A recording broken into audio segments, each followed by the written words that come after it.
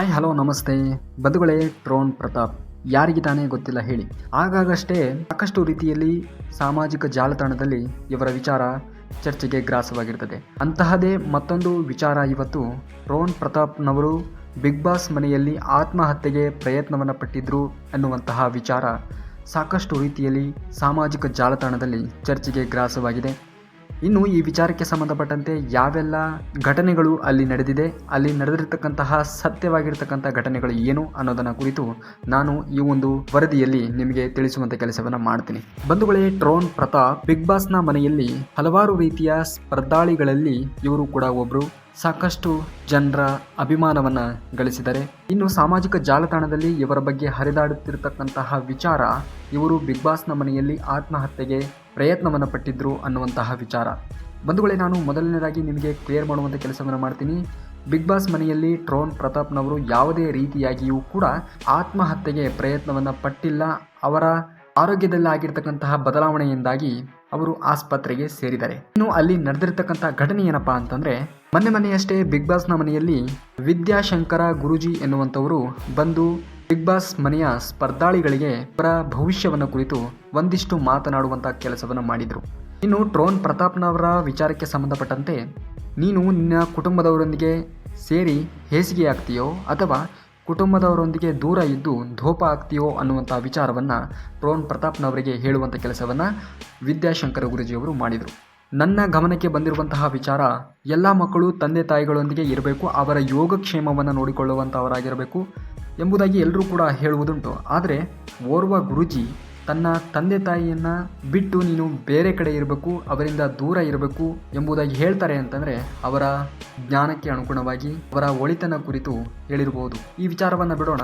ಹಾಗೆ ಟ್ರೋನ್ ಪ್ರತಾಪ್ನವರ ಬಗ್ಗೆ ಕುರಿತು ಇನ್ನಷ್ಟು ವಿಚಾರವನ್ನು ಪ್ರಸ್ತಾಪಿಸುವಂಥ ಕೆಲಸವನ್ನು ಮಾಡ್ತಾರೆ ಗುರೂಜಿಯವರು.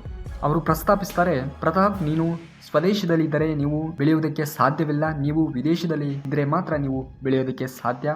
ಇನ್ನು ಸಾಕಷ್ಟು ಅಂಶವನ್ನು ಟ್ರೋನ್ ಪ್ರತಾಪ್ನವರ ಬಗ್ಗೆ ಕುರಿತು ಪ್ರಸ್ತಾಪಿಸುವಂಥ ಕೆಲಸವನ್ನು ಮಾಡ್ತಾರೆ ಗುರೂಜಿಯವರು. ತದನಂತರದಲ್ಲಿ ಗುರೂಜಿ ಈ ವಿಚಾರವನ್ನು ಹೇಳಿ ಹೋದ ನಂತರದಲ್ಲಿ ಟ್ರೋನ್ ಪ್ರತಾಪ್ನವರು ಇದರ ಬಗ್ಗೆ ಸಾಕಷ್ಟು ರೀತಿಯಲ್ಲಿ ಯೋಚನೆಯನ್ನು ಮಾಡ್ತಾರೆ. ಒಂದು ರೀತಿಯಲ್ಲಿ ಆ ಮನುಷ್ಯ ಡಿಪ್ರೆಷನ್ಗೆ ಒಳಗಾಗ್ತಾರೆ.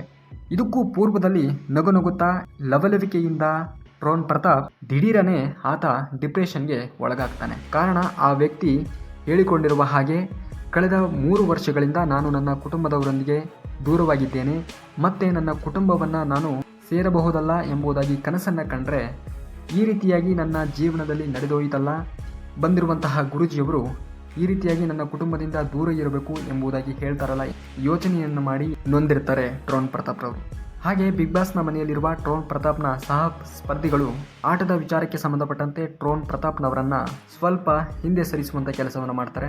ಇನ್ನು ಇದರ ಬೆನ್ನಲ್ಲೇ ಟ್ರೋನ್ ಪ್ರತಾಪ್ ರವರ ಬಗ್ಗೆ ವಿಚಾರವನ್ನ ಪ್ರಸ್ತಾಪಿಸುವ ಸಂಗತಿ ಬಂದಾಗ ಟ್ರೋನ್ ಪ್ರತಾಪ್ ರವರನ್ನ ಬಿಗ್ ಬಾಸ್ ಮನೆಯಲ್ಲಿ ಇರತಕ್ಕಂತಹ ಸ್ಪರ್ಧಾಳಿಗಳು, ನೀನು ಬಹಳ ಡಿಪ್ರೆಷನ್ಗೆ ಒಳಗಾಗ್ತೀಯಾ, ಹಾಗೆ ಹೀಗೆ ಅಂಥೇಳಿ ಸಾಕಷ್ಟು ರೀತಿಯಲ್ಲಿ ಟ್ರೋನ್ ಪ್ರತಾಪ್ನವರನ್ನ ಚುಚ್ಚಿ ಮಾತನಾಡುವಂಥ ಕೆಲಸವನ್ನ ಮಾಡ್ತಾರೆ. ಇನ್ನು ಈ ವಿಚಾರಕ್ಕೂ ಕೂಡ ಸಂಬಂಧಪಟ್ಟಂತೆ ಸಾಕಷ್ಟು ರೀತಿಯಲ್ಲಿ ಯೋಚನೆಯನ್ನು ಮಾಡಿ ಟ್ರೋನ್ ಪ್ರತಾಪ್ನವರು ಕಳೆದ 1-2 ದಿವಸಗಳಿಂದ ಊಟವನ್ನು ಕೂಡ ಮಾಡಿರಲ್ಲ. ಹಾಗೆ ನನ್ನ ಮನಸ್ಥಿತಿ ಸರಿಯಿಲ್ಲ, ನಾನು ಊಟವನ್ನು ಮಾಡಲ್ಲ, ಒಂದಿಷ್ಟು ಹೊತ್ತು ಕಳೆದ ನಂತರದಲ್ಲಿ ನಾನು ಊಟವನ್ನು ಮಾಡ್ತೇನೆ ಅನ್ನೋದಾಗಿ ಕಳೆದ 2 ದಿವಸಗಳಿಂದ ಊಟವನ್ನು ಮಾಡ್ತಿರಲ್ಲ ಟ್ರೋನ್ ಪ್ರತಾಪ್ರವರು. ಹಾಗೆ ಊಟ ಮಾಡದೆ ಟ್ರೋನ್ ಪ್ರತಾಪ್ ಮಲಗುವ ಮುನ್ನ ವಿಟಮಿನ್ ಟ್ಯಾಬ್ಲೆಟನ್ನು ತೆಗೆದುಕೊಳ್ತಾರಂತೆ. ಈ ರೀತಿಯಾಗಿ ವಿಟಮಿನ್ ಟ್ಯಾಬ್ಲೆಟ್ನ ಖಾಲಿ ಹೊಟ್ಟೆಯಲ್ಲಿ ಟ್ಯಾಬ್ಲೆಟ್ನನ್ನು ತೆಗೆದುಕೊಂಡಿರುವ ಕಾರಣದಿಂದಾಗಿ ಟ್ರೋನ್ ಪ್ರತಾಪ್ನವರಿಗೆ ಸೈಡ್ ಎಫೆಕ್ಟ್ ಉಂಟಾಗಿದೆ. ಇದೇ ಕಾರಣಕ್ಕೆ ಟ್ರೋನ್ ಪ್ರತಾಪ್ನವರಿಗೆ ಹೊಟ್ಟೆ ನೋವು ಕಾಣಿಸಿಕೊಂಡಿರುವ ಕಾರಣದಿಂದಾಗಿ ಬಿಗ್ ಬಾಸ್ ಮನೆಯಲ್ಲಿರುವ ಸ್ಪರ್ಧಾಳಿಗಳಿಗೆ ಸಣ್ಣ ಪುಟ್ಟ ಸಮಸ್ಯೆಗಳು ಎದುರಾದರೆ ಅವರನ್ನು ನೋಡಿಕೊಳ್ಳುವುದಕ್ಕೆ ಓರ್ವ ಡಾಕ್ಟರನ್ನು ನೇಮಕ ಮಾಡಲಾಗಿರುತ್ತದೆ. ಅಲ್ಲಿಯೇ ಚಿಕಿತ್ಸೆಯನ್ನು ಕೊಡಿಸಿ ಅರ್ಧ ಗಂಟೆಯಲ್ಲೋ ಅಥವಾ 1 ಗಂಟೆಯಲ್ಲೋ ಮರಳಿ ಅವರನ್ನು ಬಿಗ್ ಬಾಸ್ ಮನೆಗೆ ಕರೆತರುವಂಥ ಕೆಲಸವನ್ನು ಮಾಡಲಾಗ್ತದೆ. ಯಾವಾಗ ಸ್ಪರ್ಧಾಳಿಯ ಸಮಸ್ಯೆ ದೊಡ್ಡದಾಗಿದೆ ಎಂದು ಭಾಸವಾಗುತ್ತದೆಯೋ ಆಗ ಅವರನ್ನು ಹೆಚ್ಚಿನ ಚಿಕಿತ್ಸೆಗಾಗಿ ಸ್ಥಳಾಂತರ ಮಾಡಲಾಗ್ತದೆ.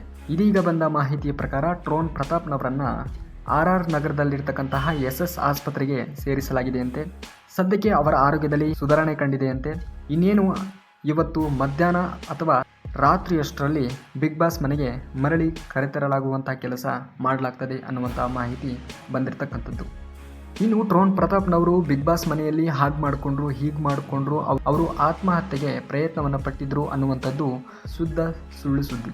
ಇನ್ನು ಈ ವಿಚಾರ ಯಾವ ರೀತಿಯಾಗಿ ಸ್ಪ್ರೆಡ್ ಆಯಿತು, ಯಾವ ರೀತಿಯಾಗಿ ಇದು ಹರಡಿತು ಅನ್ನೋದನ್ನು ನೋಡೋದಾದರೆ, ಟ್ರೋನ್ ಪ್ರತಾಪ್ರನ್ನ ಹೆಚ್ಚಿನ ಚಿಕಿತ್ಸೆಗಾಗಿ ಆಸ್ಪತ್ರೆಗೆ ಸೇರಿಸಬೇಕಾದ್ರೆ ಅಲ್ಲಿರ್ತಕ್ಕಂತಹ ಒಂದಿಷ್ಟು ಜನರು ಅಯ್ಯೋ ಟ್ರೋನ್ ಪ್ರತಾಪ್ನವರಿಗೆ ಏನೋ ಆಗಿದೆ, ಆಗಬಾರ್ದಾಗಿರ್ತಕ್ಕಂಥ ಘಟನೆ ನಡೆದಿದೆ, ಅವರೇ ಆತ್ಮಹತ್ಯೆಗೆ ಪ್ರಯತ್ನವನ್ನು ಪಟ್ಟಿರ್ಬೋದು ಎಂಬುದಾಗಿ ವಿಚಾರ ಸ್ಪ್ರೆಡ್ ಆಗ್ತಾ ಕೊನೆಗೆ ಖಾಸಗಿ ವಾಹಿನಿಯಲ್ಲೂ ಕೂಡ ಟ್ರೋನ್ ಪ್ರತಾಪ್ನವರು ಆತ್ಮಹತ್ಯೆಗೆ ಪ್ರಯತ್ನವನ್ನು ಪಟ್ಟಿದ್ರು ಬಿಗ್ ಬಾಸ್ ಮನೆಯಲ್ಲಿ ಎಂಬುದಾಗಿ ಪ್ರಸಾರವನ್ನು ಮಾಡುವಂಥ ಕೆಲಸವನ್ನು ಮಾಡ್ತಾರೆ ಖಾಸಗಿ ವಾಹಿನಿಯವರು. ಈ ವಿಚಾರದ ಬಗ್ಗೆ ಕ್ಲಾರಿಟಿಯನ್ನು ಕೊಡುವಂಥ ಕೆಲಸವನ್ನು ಮಾಡಿದ್ದಾರೆ ಕಲರ್ಸ್ ಕನ್ನಡದವರು.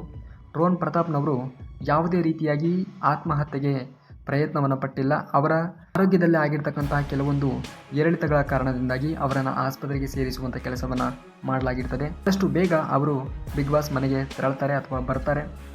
ಯಾರೂ ಕೂಡ ಅವರ ಬಗ್ಗೆ ಸುಳ್ಳು ವದಂತಿಯನ್ನು ಹರಡಿಸುವಂಥ ಕೆಲಸವನ್ನು ಮಾಡಬಾರ್ದು ಅನ್ನೋ ನಿಟ್ಟಿನಲ್ಲಿ ಕಲರ್ಸ್ ಕನ್ನಡದವರು ಮಾಹಿತಿಯನ್ನು ಕೊಟ್ಟಿರ್ತಕ್ಕಂಥದ್ದು. ಇದಾಗಿತ್ತು ಅಲ್ಲಿ ನಡೆದಿರ್ತಕ್ಕಂತಹ ಘಟನೆ. ಥ್ಯಾಂಕ್ ಯು ಸೋ ಮಚ್ ವಿಡಿಯೋನ ಪೂರ್ತಿಯಾಗಿ ನೋಡೋದಕ್ಕಾಗಿ.